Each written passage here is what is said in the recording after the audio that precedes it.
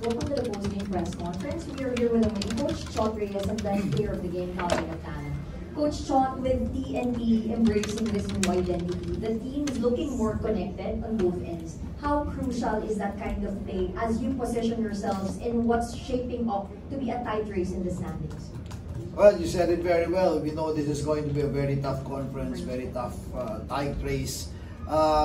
But our objective coming to this ballgame was just to make sure that we beat Terra Firma with our effort and our energy. We all know matagal na namin di natalo tong team na to. So, you know, we don't have a really good record against this team. So we wanted to make sure that it doesn't happen this time.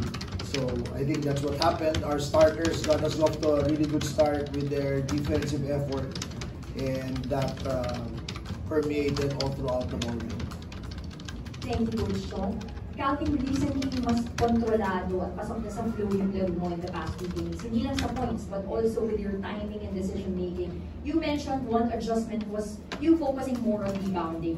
What other changes have you made para dito sa new identity that TNT is building? Thank you sa panahon. Una sa lahat, hindi lang naman ako. I think everyone contributed in different aspect of the game, like sa rebounding and defense. Credit to syempre kay Manuela, sharing the bigay namin na I'm talking to him. I talked to him about that na siya yung dapat magbigay ng energy para naman paglabas namin may nandun pa rin yung presence namin. And syempre sabi ko nga I need to focus on rebounding kasi nga wala si RSJ, pero looking at this game parang I think lahat nag-contribute sa rebounding. That's a good thing naman na contributing ng lahat ng players. Thank you, Calvin. We now open the floor for questions from our friends from the press. Coach, could you describe the past few days for TNT? Yung nga dahil nga hindi pa natatalo yung Terra Firma, was it an intense practice? I guess the better person to ask is Calvin. What the intensity of our practices were the past couple of days.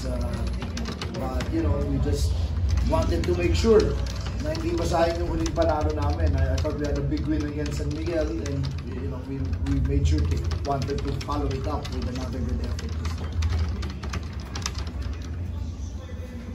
Coach, this kind of victory, you think bumabalik din dating TNT or you just slowly po-progress na kayo? It's too early to tell. We have to play a lot more tougher games.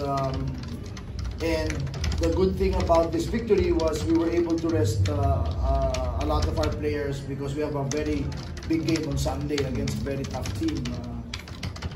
The sudden revision in schedule really kind of caught us by surprise.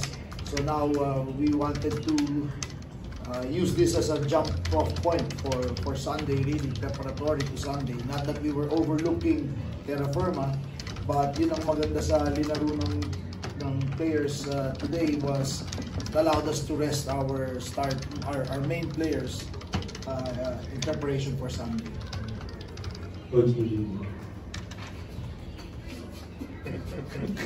Sasalita lang, kinain pa yung mic. Coach, ayun nga, sabi nyo, may game kayo Sunday, and then Wednesday, Friday, tatlong sunod na may tayo.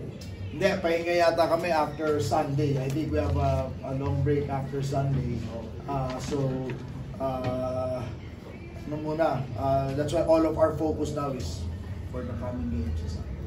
So, was it a breather to come out with the back-to-back wins after starting the conference? Yeah, because we're about to play the defending champs, right? Meralco is the defending All-Filipino champion. We know how hard they play.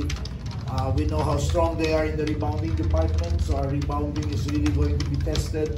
And we have to make sure that we're able to match their inside prowess. And then we all know the strength of that team, how physical they play. So, like I said, I thought this is good preparation for Sunday. I think back-to-back na player of the game na, tingin mo ba ikaw na yung nagiging mukha ng ng TNT franchise now with Jason Castro sideline for the rest of the season?